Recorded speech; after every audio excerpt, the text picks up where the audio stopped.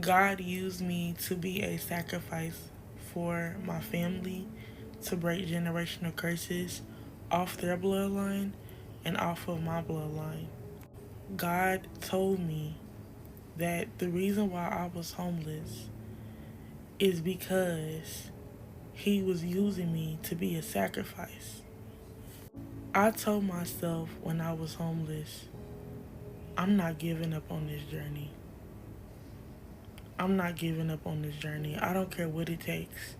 My family thought that I was crazy. They said, girl, you need to get back on Section 8. You need to apply for food stamps.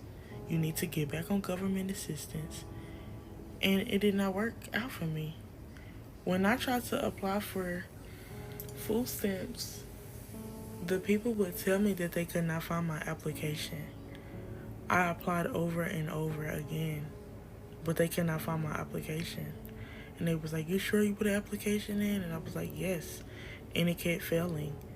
I knew God did not want me going back to getting back on Section 8 and on food stamps. He took me out of that.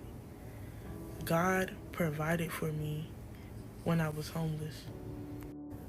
God had destiny helpers assigned to me.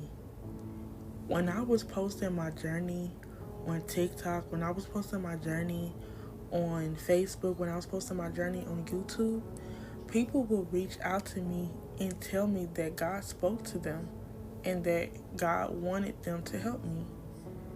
And people would send me $500. I'm talking about consistently. People would send me $1,000. People would send me $800, $300, $1,200. It would be money coming out of nowhere. And people were hearing from the Lord about my journey. And that's how God provided for me.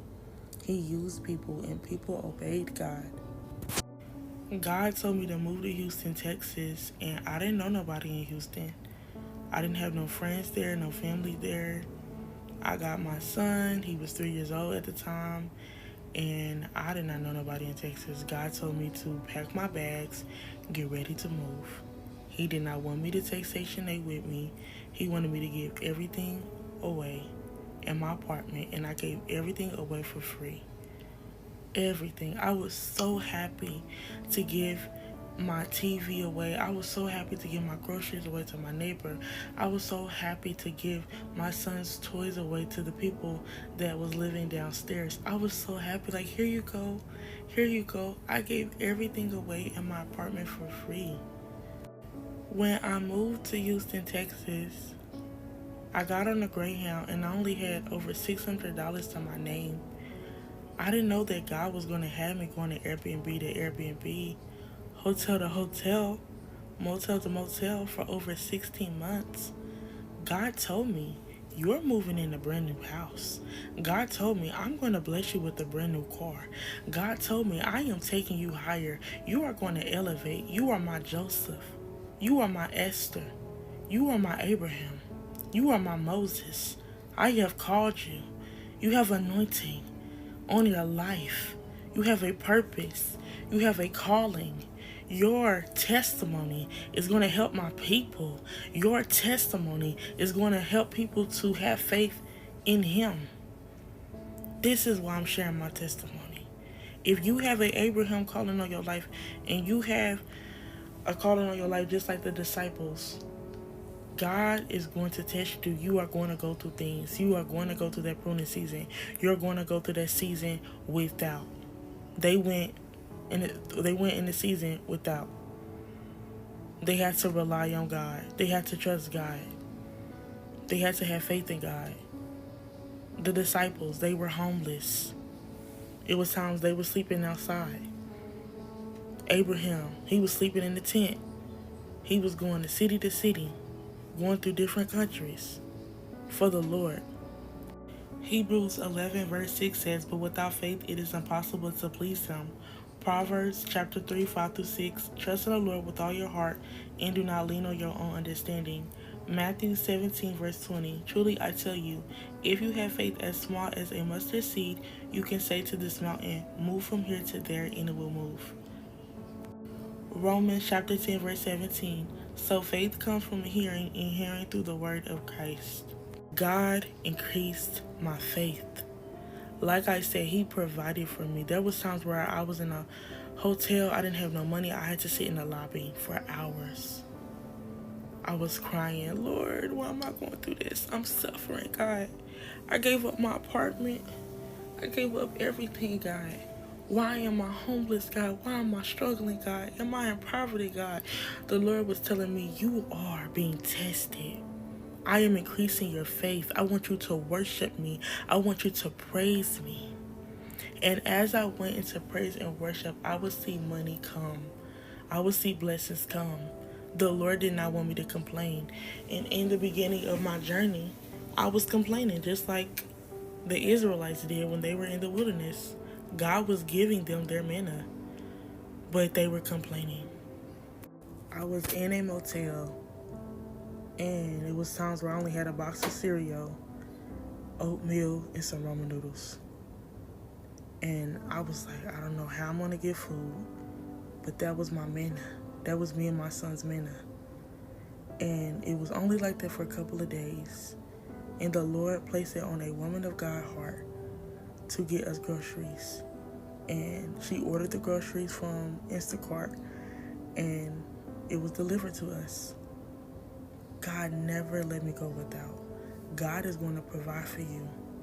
God is a God that he will not lie. When he says that he's going to provide your every need, he's going to do it. I don't know who's watching this and who needs to hear this, but you may be being used as a sacrifice for your family. You may be breaking generational curses off your bloodline, breaking poverty off your bloodline. And what's going to happen is blessings are going to come forth. Increase is going to come forth. Finances is going to come forth. And not no little money. Not no little money. Big money's coming. And so you may went through that testing season, that pruning season, that time where God was teaching you how to manage money.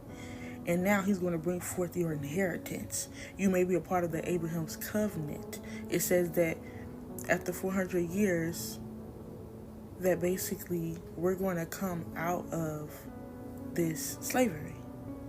And it says that Abraham's descendants will come out with great substance, blessings. So when the second Exodus takes place, people are going to be leaving out with blessings. But before the second Exodus, you're going to get blessed. And the time is now. The time is now. The time is now. Do not give up on your journey.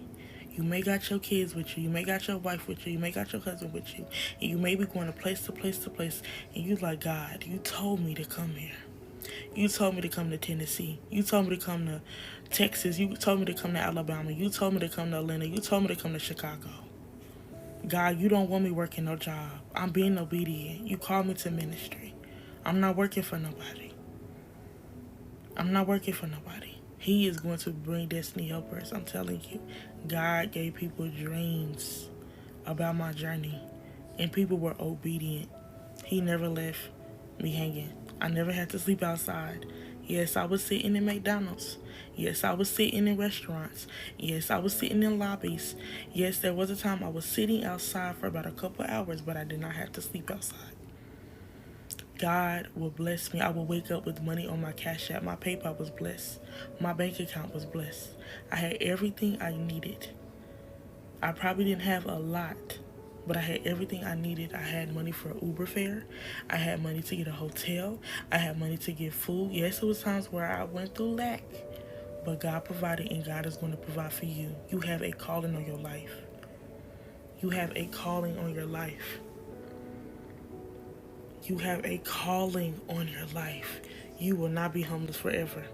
Yes, you're probably going through spiritual warfare, but you're going to elevate. You're going to come up higher.